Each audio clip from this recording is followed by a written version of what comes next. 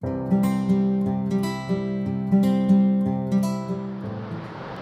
Everyone, welcome to JRS multi skill centre.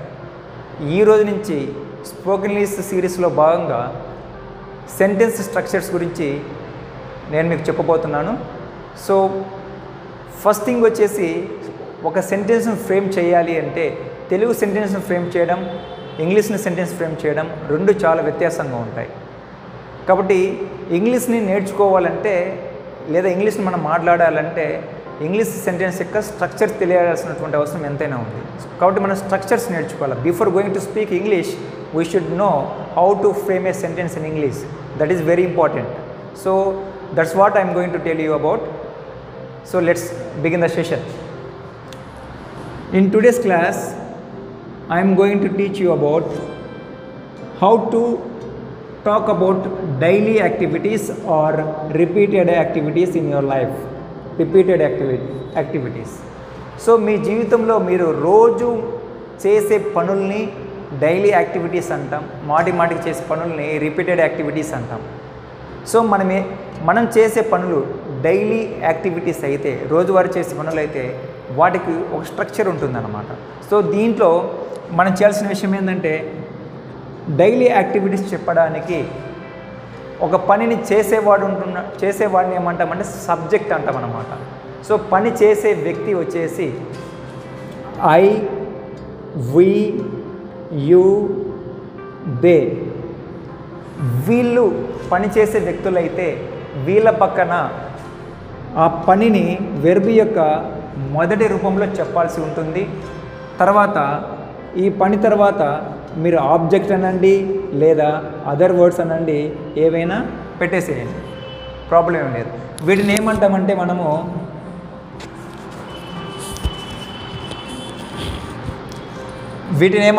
మనము subject అంటామన్నమాట. So subject. కాబట్టి daily యాక్టివిటీస్లో మాట్లాడేందుకు సబ్జెక్ట్స్ వచ్చేసి ఐ, వి, యు, దే సబ్జెక్ట్స్గా వస్తే అప్పుడు స్ట్రక్చర్ ఎలా ఉంటుంది? Sentence structure subject plus V1 అంటే వెర్బ్ యొక్క మొదటి రూపం ఇంగ్లీష్లో, తర్వాత వచ్చేసి ఆబ్జెక్ట్, ఈ ఫార్మేట్లో ఉంటుంది.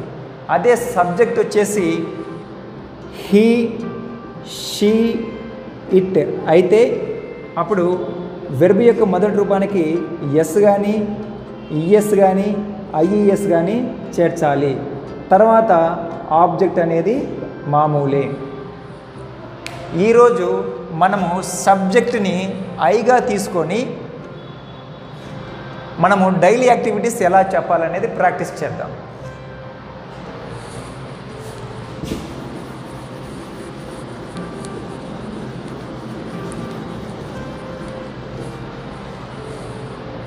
డైలీ యాక్టివిటీస్ అంటే, ఫర్ ఎగ్జాంపుల్ మీరు స్టూడెంట్ అనుకుందాం.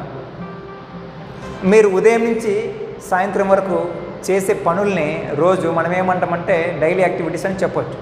మీరు ఉదయాన్న 6 గంటలకు నిద్ర లేస్తారనుకోండి, అప్పుడు మనం దాన్ని ఎలా చెప్పాలి?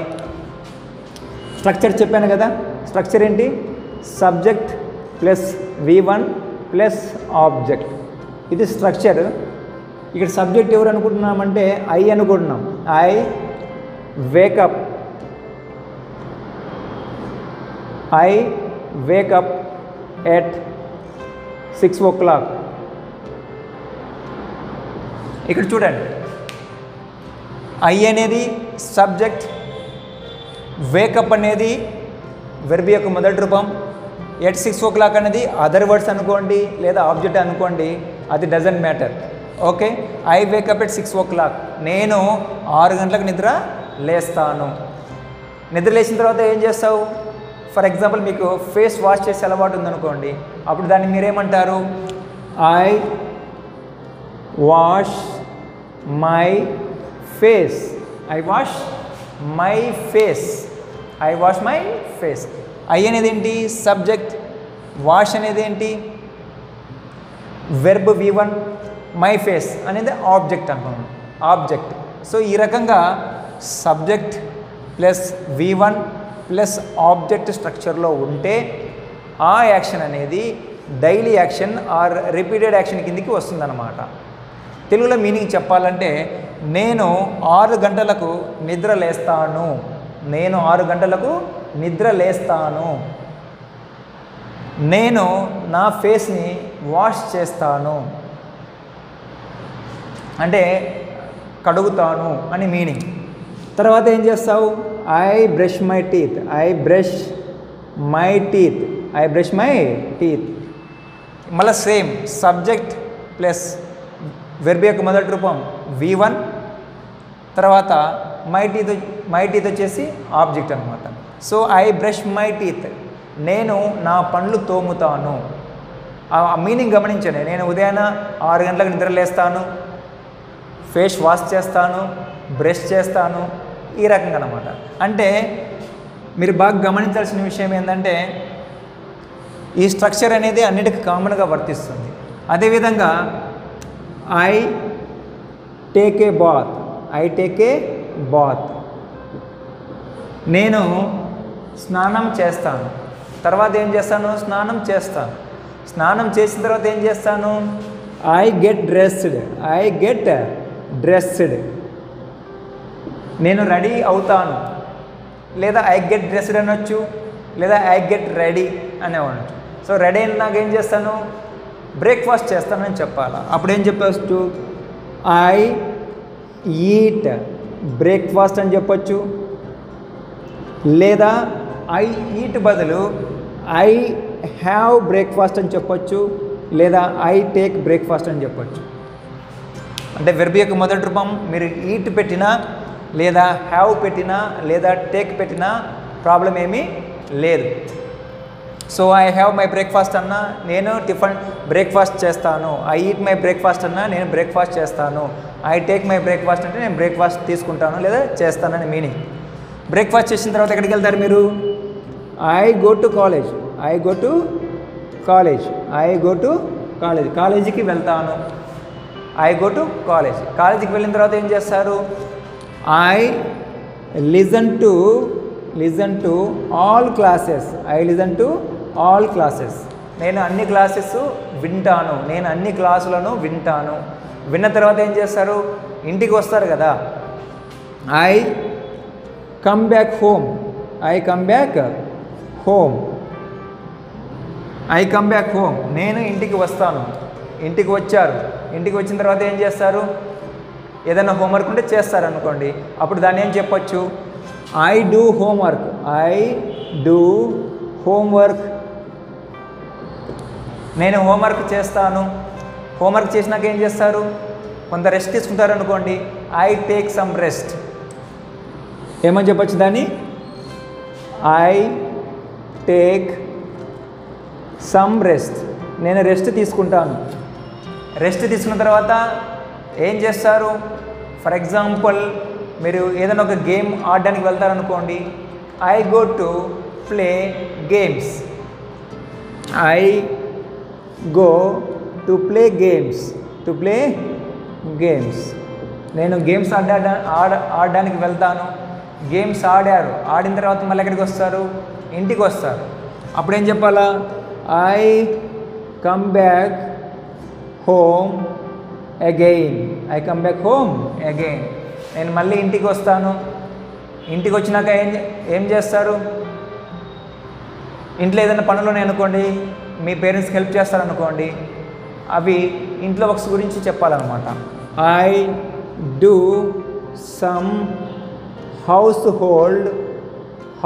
హోల్డ్ వర్క్స్ అనండి. వర్క్స్ లేదా chores, CHORES, household chores అనండి. I do some household works అన్నా లేదా I do some household chores అన్నా బోత్ ఆర్ సేమ్. ఇంట్లో పనులు చేస్తాను. ఇంట్లో పనులు చేసిన తర్వాత ఏం చేస్తావు? ఫర్ ఎగ్జాంపుల్ మీరు డిన్నరే చేస్తారనుకోండి. అప్పుడేం చేయాలా? I have dinner. I have dinner, లేదా ఐ ఈట్ డిన్నర్, లేదా ఐ టేక్ డిన్నర్, ఏదైనా చెప్పండి. డిన్నర్ చేసినాక ఏం చేస్తారు? నిద్రపోవడానికి వెళ్తారు. అప్పుడు ఏం చెప్పాలా? I go to sleep. I go to sleep, లేదా ఐ గో టు బెడ్ అని కూడా అనొచ్చు. ఐ గో టు బెడ్ అని కూడా అనొచ్చు. ఇట్లా మీరు చేసే డైలీ యాక్టివిటీస్ ఏవైతే ఉన్నాయో వాటిని ఈ రకంగా చెప్పొచ్చు అనమాట. అయితే ఇవన్నీ చెప్పేటప్పుడు ఒక సెంటెన్స్ ఇంకో సెంటెన్స్కి లింక్ జత చేయడం కోసం మనం తెలుగులో మాట్లాడేటప్పుడు ఏం చేస్తాను, నేను పొద్దున్న 6 గంటలకు నిద్ర లేస్తాను, తర్వాత నేను నా ఫేస్ను వాష్ చేస్తాను, తర్వాత నేను పనులు తోముతాను. ఇక్కడ ఒక వాక్యానికి ఇంకొక వాక్యానికి మధ్యలో లింక్ చేస్తున్నాము, తర్వాత తర్వాత తర్వాత అని. ఈ తర్వాత అన్న మీనింగ్ రావడానికి, ఆ సీక్వెన్స్ని చెప్పడానికి, ఒక పని తర్వాత ఇంకొక పని చేస్తానని చెప్పడానికి కొన్ని లింక్ వర్డ్స్ ఉంటాయి. ఆ లింక్ వర్డ్స్ ఉంటే చాలా బాగుంటుంది ఇంగ్లీష్ మాట్లాడడానికి. ఏంటి ఆ లింక్ వర్డ్స్ అంటే, ఇక్కడ రాస్తున్నాను right side,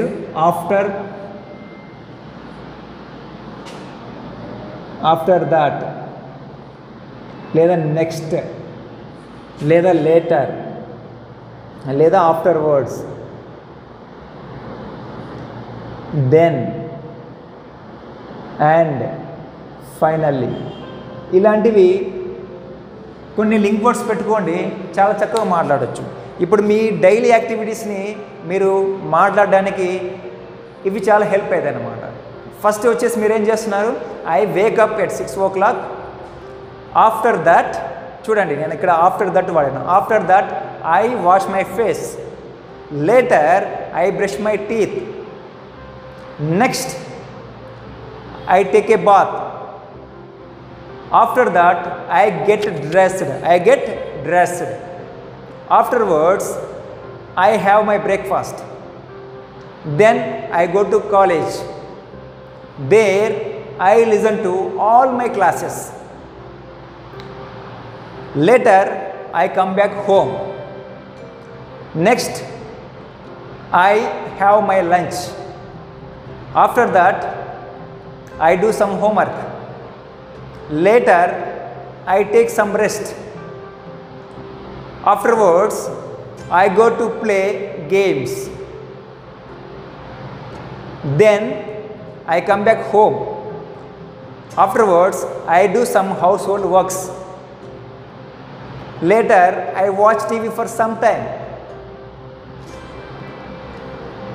Next I have my dinner. And finally I go to bed at 9 p.m. in the night. Like this you can frame sentences and you can speak, but the key is speak, don't listen. నేను మీకు చెప్పే విషయం ఏంటంటే, మనము విషయం తెలుసుకుంటే English మాట్లాడడం రాదు. To speak English you must speak English, that is the only way. నేను చెప్పిన ఈ టెక్నిక్ ఏదైతే ఉందో మీకు సెంటెన్స్ ఫ్రేమ్ చేయడం సులభం చేస్తుంది.